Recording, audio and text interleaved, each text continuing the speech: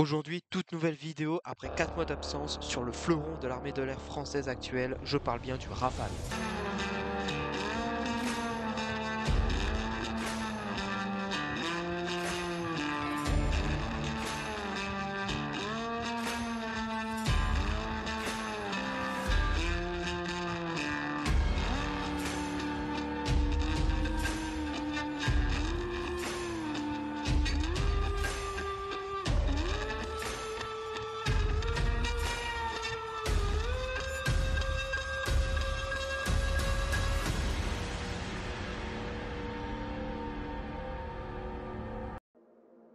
Le projet du Rafale commence dès celui du Mirage 2000, lorsqu'il cherche déjà un successeur à ce dernier. Dès les années 70, la marine et l'armée de l'air cherchent à acquérir une nouvelle génération d'avions de combat polyvalents pour remplacer les Mirage 2000. Pour ce projet, plusieurs études sont faites mobilisant différents industriels.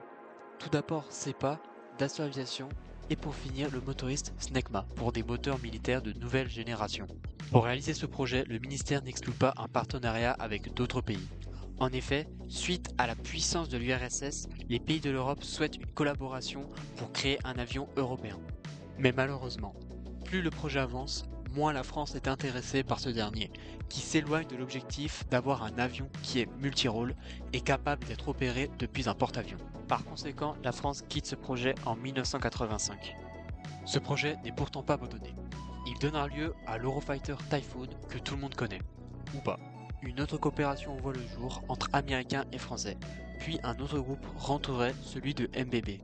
Mais ce projet donnera aussi lieu à un échec, et donc la France se retirera pour créer enfin son propre avion de combat multirôle.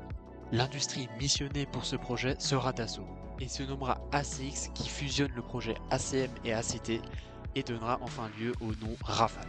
Le 13 décembre 1985, le démonstrateur Rafale A est présenté et effectue son premier vol le 4 juillet 1986. Ce dernier sera équipé d'une aile double delta et sera équipé de 2 plans canards en arrière-cockpit pour une meilleure manœuvrabilité. Mais suite à l'attente des moteurs de chez Snecma, il sera équipé en attendant des moteurs du F404. 2 mois plus tard, le Rafale et son concurrent l'EAP se font face pour la première fois au salon aéronautique de Farnborough. Dès le salon, une supériorité du Rafale règne, car ce dernier peut effectuer des démonstrations acrobatiques et donc permettre de surprendre son public, alors que son concurrent ne peut faire quant à lui que des démonstrations basiques. En 1987, le président François Mitterrand annonce le lancement d'un avion dérivé du Rafale A. Mais la marine doute, car elle ne croit pas que le Rafale pourra apponter sur leur porte-avions à cause de sa vitesse excessive nécessaire liée à son aile delta.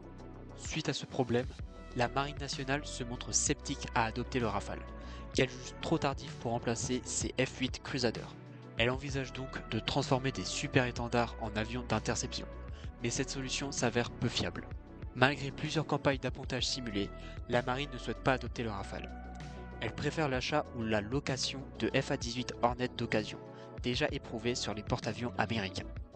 Pourtant, en juin 1987, le Premier ministre Jacques Chirac annonce que le Rafale équipera bien l'armée de l'air et la marine à partir de 1996 et rentrera en service en 2004 avec 8 ans de retard.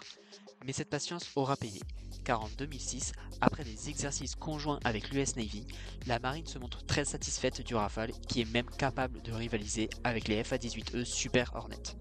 Le 12 juillet 1989, le Rafale A retourne en chantier pour enfin lui installer son moteur d'origine de chez Snecma, le M88, mais seulement à gauche.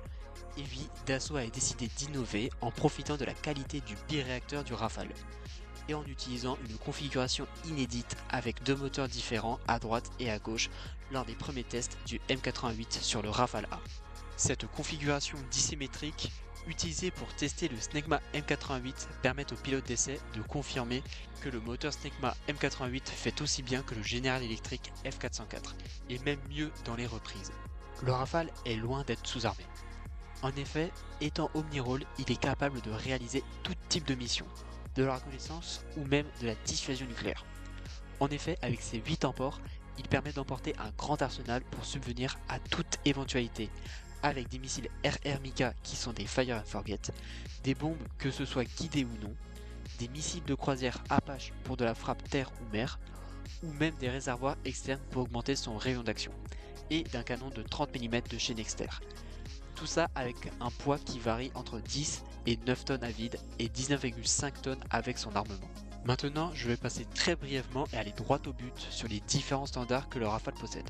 Tout d'abord, le standard F1 qui ne comportait que des fonctions RR et devait être livré d'urgence pour remplacer les Crusaders de la marine. Le standard F2, lui, mis en service en 2005, amène plusieurs évolutions comme des missiles de croisière, les missiles Mika et des améliorations sur l'électronique.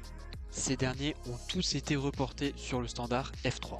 Celui-ci amène comme évolution un nouveau radar Thales, l'emport de nouveaux missiles de croisière et l'emport de la nacelle Damoclès pour permettre de tirer des bombes guidées.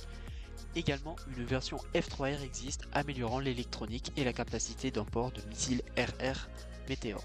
Pour finir, nous avons le standard actuel qui est le F4, qui intègre la logique du combat collaboratif entre air, terre, mer et drone, et la modernisation des moteurs M88. Un autre standard est censé sortir, c'est le standard F4.1 qui serait prévu à l'horizon 2024-2025. Pour le futur des idées apparaissent d'une part le standard F5 qui arriverait horizon 2030. Il sera accompagné d'un drone furtif de combat, il sera capable d'emporter le futur missile nucléaire hypersonique et également équipé de nouveaux moteurs plus puissants. Il y aura également un standard F6 qui serait prévu à l'horizon 2040. Pour l'exportation, le Rafale était dans une position compliquée dans ses débuts. Il était considéré comme un véhicule invendable, mais a réussi à surpasser cette difficulté pour devenir un succès commercial. Dans les années 2000, le Rafale a perdu énormément d'appels d'offres à cause du géant américain avec ses F-15 et F-18. Aucun pays autre que la France ne voulait du Rafale. Ce ne sera qu'en 2015 que le Rafale trouvera preneur avec 24 Rafales vendus à l'Égypte. C'est grâce à cette première vente qui permettra au Rafale de remonter cette pente. Après l'Égypte, d'autres pays ont passé le cap, comme la Croatie, la Grèce et bien d'autres qui ont choisi le Rafale comme avion militaire. Et bien évidemment, chaque pays ayant des besoins différents, les Rafales ont donc été modifiés en conséquence.